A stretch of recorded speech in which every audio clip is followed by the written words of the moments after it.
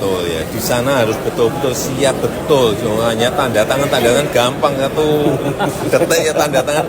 Tapi kesiapan IKN itu sendiri kalau yang namanya sudah ditanda tangani. Jangan ada sebuah kekeliruan persepsi bahwa ini adalah proyeknya Presiden Jokowi, bukan. Menolak IKN dilanjutkan. Inilah salah satu contoh produk hukum yang tidak melewati proses dialog publik yang lengkap. Sehingga dialognya sesudah jadi undang-undang. Dan ketika dialognya sudah undang-undang, siapapun yang kritis dianggap oposisi, siapapun yang pro dianggap pro pemerintah. Kenapa? Karena tidak ada proses pembahasan yang komprehensif yang memberikan ruang kepada publik. Ini negara hukum, bukan negara kekuasaan. Tinggal 800 triliun dipakai buat makan siang gratis 400 triliun. Tinggal 400 triliun. Bagaimana negara mau bekerja dengan ruang fiskal 400 triliun coba?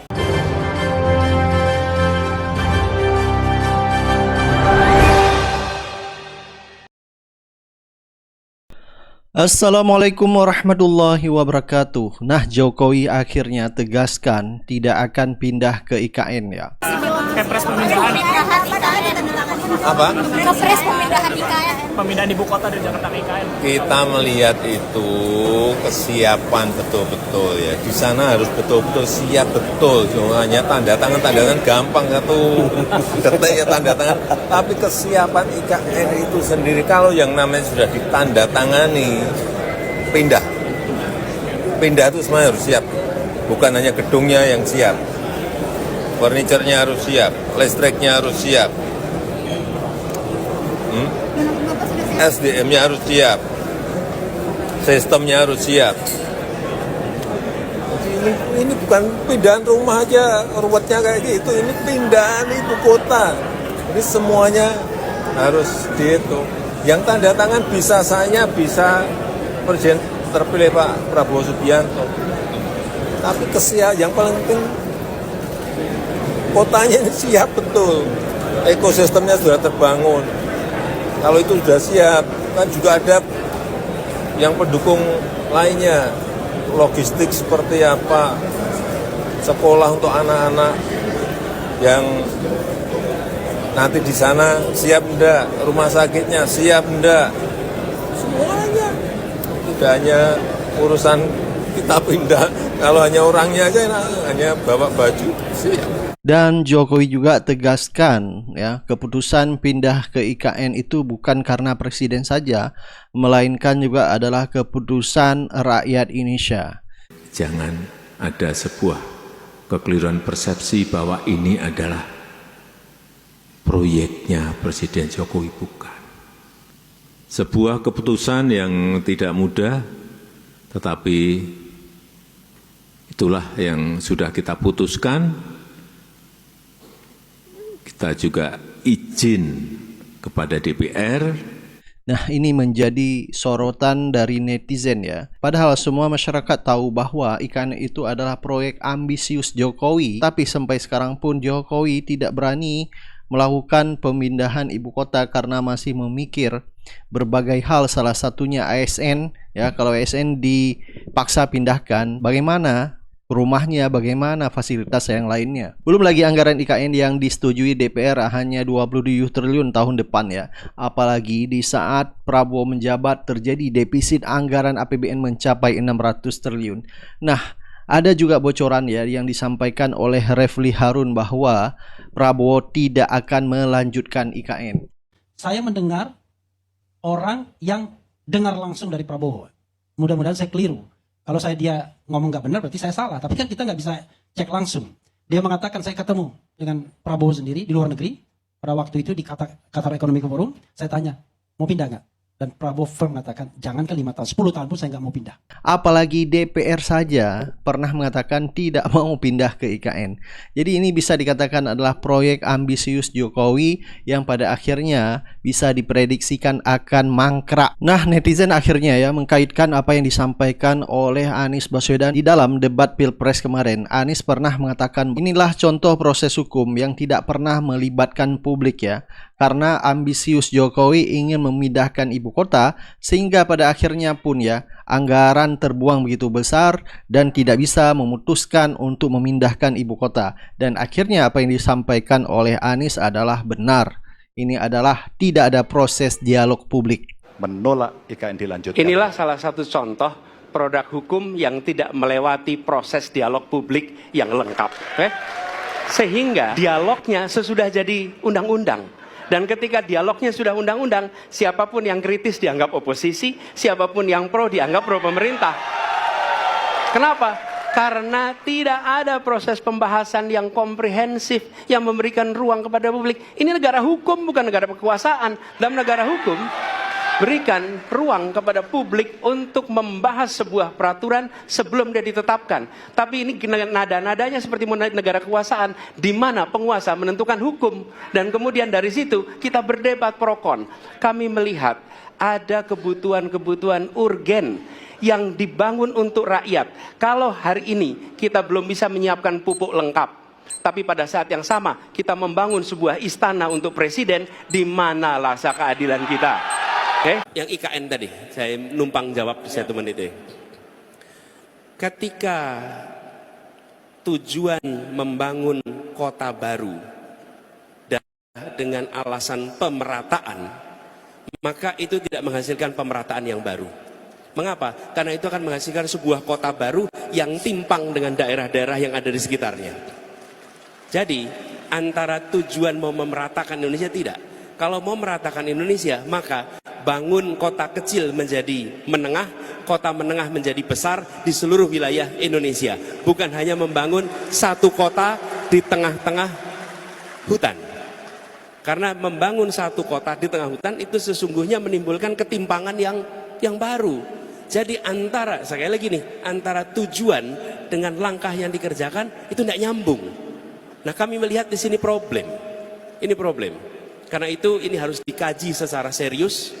Karena tujuan kita yang saya sampaikan tadi, Indonesia yang setara, Indonesia yang merata. Argumennya sama, tapi menurut kami langkahnya bukan dengan membangun satu kota, tapi justru dengan membesarkan semua kota yang ada di seluruh Indonesia. Makasih. Nah, yang jadi pertanyaan netizen, kenapa Jokowi tidak berani memutuskan untuk mendatangani yaitu Kepres untuk memindahkan IKN? Apakah Jokowi takut bahwa proyek ini akan bermasalah di kemudian hari? Baik, coba kita lihat beberapa komentar dari netizen. Halo guys, kenapa ya Pak Jokowi nggak tanda tangan Perpres soal IKN ini sampai sekarang? Nah, Pak Jokowi sudah mengatakan, memberikan statement resmi bahwa IKN memang belum siap. Pak Jokowi memasrahkan keputusan soal IKN ini ke Pak Prabowo. Nah, kira-kira gimana nih? Lanjut atau batal? Nah, kondisinya adalah seperti ini ya. Kalau dilanjutkan, maka kita akan membutuhkan tambahan dana yang besar, sangat besar, yaitu 1.400 triliun, dan akan kehilangan banyak aset negara di Jakarta, ya, dan akan dijual. Dan yang kedua, kalaupun dihentikan, maka kita akan kehilangan 110 triliun yang sudah digunakan. Sementara Ibu Sri Mulyani sudah mengumumkan bahwa APBN kita defisit 153,7 triliun karena belanja yang ugal-ugalan termasuk bansos. Nah, dulu ya tidak ada tuh di visi misi ya, maupun janji kampanye Pak Jokowi 2019-2014 nggak ada nih soal IKN. Lalu tiba-tiba kenapa di tengah jalan muncul lalu seperti entah apa ya, seperti orang kebelet gitu, tiba-tiba harus jadi IKN gitu ya. Dan kita lihatlah apa yang terjadi sekarang, hutang menggunung dan potensi mangkrak lah yang terjadi. Karena nggak mungkin cukup lah uang kita untuk meneruskan IKN ini, apalagi dengan tidak adanya investor luar negeri yang mau masuk ke sini. Kasihanlah rakyat yang harus akhirnya dipush terus soal pajak, belum lagi harga-harga kebutuhan yang terus saja semakin naik. Kalau kita lihat ya, IKN bagi orang yang berpikir waras ini memang tabungan masalah lah, terutama untuk presiden selanjutnya ini. APBN kita nih ngepres dan ekonomi kita jauh dari kata stabil. Lah kok tiba-tiba berniat membangun ibu kota baru? Kalau memang niatnya benar mau memindahkan ibu kota, kenapa tidak memilih kota yang sudah siap saja, sudah mapan gitu. Nah, tinggal dikembangkan, bukan membangun kota dari nol. Saya rasa Pak Prabowo akan pusing sih mewarisi 3 masalah ini. IKN, utang yang menggunung, dan food estate. Ya kalau kita ingat ya, dulu Pak Jokowi ngotot banget gitu ya. Pindah ke IKN, pindah ke IKN. Berapa kali mau pindah, berapa kali mau pindah, meskipun berapa kali berkantor di sana, balik lagi. Sampai akhirnya memaksakan upacara di sana dengan biaya 87 miliar hanya untuk sebuah seremoni. Lalu kenapa kok sekarang bicaranya kayak gini? Apa benar memang berniat memindahkan ibu kota? Atau jangan-jangan cuma mengincar anggarannya saja? Salam. Coba kita tagihkan itu pada Pak Prabowo. Misalnya Pak Prabowo akan bikin, karena Jokowi meninggalkan utang dan APBN tahun depan itu harus ada 3.600 triliun, 1.200 akan dikirim ke daerah, habis. 1.000 dipakai untuk bayar utang, habis. Tinggal 800 triliun dipakai buat makan siang gratis, 400 triliun. Tinggal 400 triliun. Bagaimana negara mau bekerja dengan ruang fiskal 400 triliun coba? Jalan keluarnya gampang, cetak uang. Tetapi efek inflasinya itu di depan mata. Amerika cetak uang ada soal, karena uang dia itu beredar seluruh dunia. Uang kita itu keluar dari Bandara Cengkareng udah nggak laku. Itu masalahnya kan. Jadi ini sesuatu yang struktural sekali lagi. Nah, bagaimana mengatasi itu? Ya penghematan, apalagi mau dihemat. Jadi kita bayangkan kesulitan awal dari sebuah republika yang res publikanya itu diatur oleh res privata. Artinya diunggulkan lagi korporasi untuk mempush 8% itu kan. Tidak ada pertumbuhan yang dihasilkan oleh UMKM, nggak ada. Di Amerika sekarang lagi problem, bagaimana menghasilkan pertumbuhan. Kamala Harris menjaminkan UMKM, small business akan saya utamakan. Tapi itu di Amerika. Yang janjinya pasti ditepati itu. Pak Jokowi menyampaikan bahwa pindahnya ibu kota bukan hanya keputusan presiden saja, tapi seluruh rakyat. Menarik. Mohon maaf nih Pak, izin konfirmasi. Rakyat yang Bapak maksud ini rakyat yang berada di lingkaran oligarki kan ya? Bukan seluruh rakyat Indonesia, bukan kan Pak? Karena kalau yang Bapak maksud adalah rakyat Indonesia kayaknya nggak mungkin Pak. Soalnya dari awal wacana pemindahan ibu kota mencuat aja tuh udah terjadi banyak perdebatan gitu loh Pak. Bahkan dominannya ke yang menolak Pak. Nah mungkin kalau rakyat yang Bapak maksud adalah rakyat yang berada di lingkaran Bapak, baru tuh saya percaya. Jokowi secara tidak langsung ini sudah menyerah ya. Dia tidak bisa mewujudkan mimpinya untuk memindahkan ibu kota ke IKN. Ini dari berbagai pernyataan belakangan ini kita tahulah sinyalnya seperti itu ya. Tapi ini cara ngelesnya itu loh yang bikin banyak orang marah, terutama netizen. Kan dia mengklaim bahwa itu keputusan rakyat Indonesia, bukan ambisi pribadinya begitu. Ya pada akhirnya Presiden Jokowi harus cari alasan. Karena dikepung oleh kritik soal IKN dan itu menunjukkan bahwa ada hal yang sebetulnya dari awal dia sembunyikan, yaitu ambisi dia tuh. Nah sekarang dia mau cari semacam alasan atau pembenaran bahwa itu adalah keputusan rakyat. Tidak, IKN itu adalah ambisi dia sendiri itu. Bahkan Pak Yusuf Kalla sebagai wakil presiden tidak tahu bahwa ada keputusan untuk memindahkan ibu kota. Jadi Jokowi di ujung masa jabatannya bahkan masih mau berbohong tuh.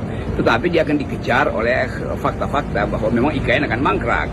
Apalagi kalau APBN yang 3.600 triliun dari Pak Prabowo itu tidak akan dialirkan ke IKN karena itu akan boros sekali anggaran dan diperlukan sebetulnya kejujuran dari Pak Jokowi bahwa itu adalah ambisi yang dia investasikan dan dia tanamkan untuk kepentingan popularitas dia yang sekarang justru terbalik bahwa orang tidak lagi melihat IKN itu sebagai sumber sebut aja sumber kemewahan atau sumber pameran prestasi Jokowi, tapi dianggap sebagai monumen kegagalan dia tuh. Kita mulai melihat bagaimana Jokowi sampai akhir ujung masa jabatannya masih berupaya untuk jual IKN, masih berupaya untuk meminang investor. Tetapi kita tahu bahwa di belakang itu semua yang disebut sebagai jaminan investasi asing, semua itu adalah MOU, semacam ya basa-basi yang masih bisa dibatalkan karena semua investor itu menunggu pemerintahan berikutnya. Tuh, bagaimana kalau pemerintahan berikutnya Pak Prabowo misalnya tidak hendak meneruskan IKN? Jadi kelihatannya Jokowi seolah-olah pamer sesuatu yang tidak mungkin dia kendalikan lagi, dan kesempatan kita untuk mulai menilai bahwa Jokowi memang menyimpan banyak problem, dan problem yang paling utama adalah dia berbohong pada rakyat. Dia menuduh bahwa itu adalah keinginan rakyat. Padahal survei yang dibuat oleh Kompas beberapa waktu yang lalu itu menunjukkan bahwa 80% penduduk Indonesia itu tidak menghendaki IKN. Jadi sebetulnya modus operandi Jokowi itu mudah terbaca, yaitu berupaya untuk menyembunyikan sesuatu yang pada akhirnya gagal, dan kegagalan itu harusnya dia yang bertanggung jawab.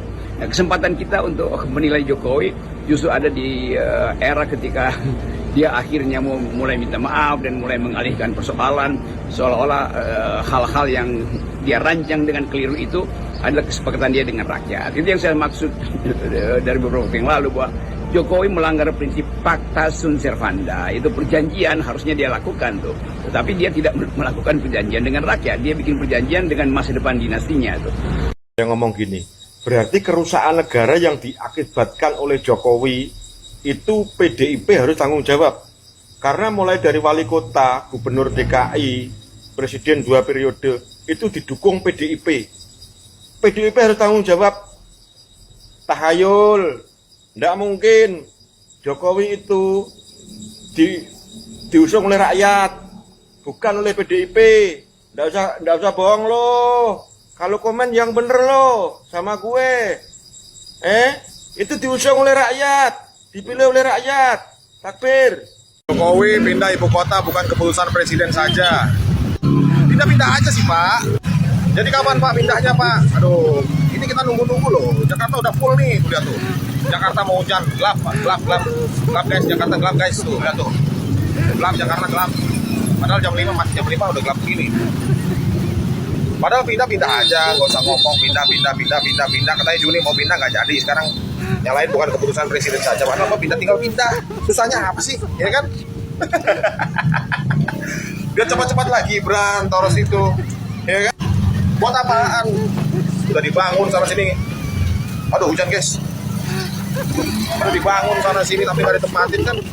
Udahlah cepat-cepat pindah lah, ya kan? Nah atau sebelum masa jabatan turun cepat berkantor di IKN. Itu aja repot. Gak usah keputusan ini pindah ke IKN bukan keputusan presiden aja. Ini kelamaan nggak pindah-pindah. Ya enggak? Tidak merasakan apa-apa. Itulah sebabnya saya katakan, bukan soal menolak atau tidak. Anggaran kita terbatas, mari kita gunakan anggaran itu untuk membangun yang senyatanya dibutuhkan oleh masyarakat di Kalimantan.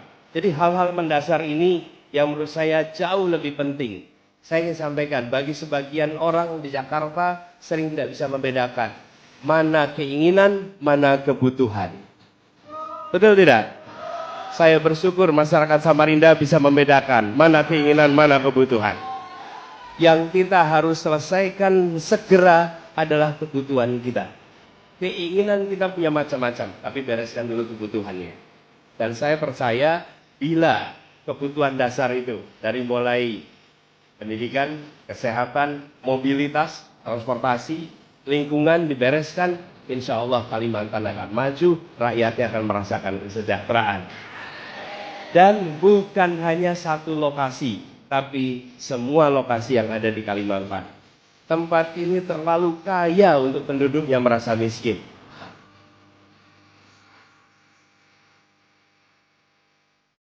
Assalamualaikum warahmatullahi wabarakatuh. IKN akan menjadi proyek mangkrak, insya Allah sudah pasti.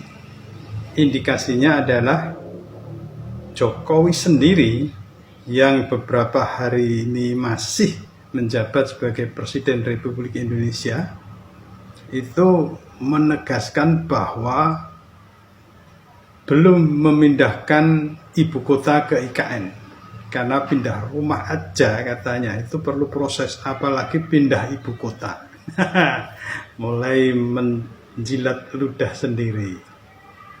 Nah, kemudian yang terbaru, karena sudah tahu bahwa IKN akan jadi proyek mangkrak, apalagi dengan tidak adanya investor asing yang berminat berinvestasi di IKN, maka Jokowi sekarang berusaha untuk cuci tangan.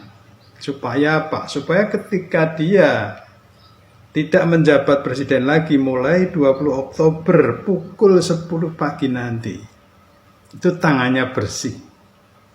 Menurut Jokowi, IKN itu bukan proyek Presiden Jokowi. IKN adalah keputusan seluruh rakyat Indonesia. Rasa no.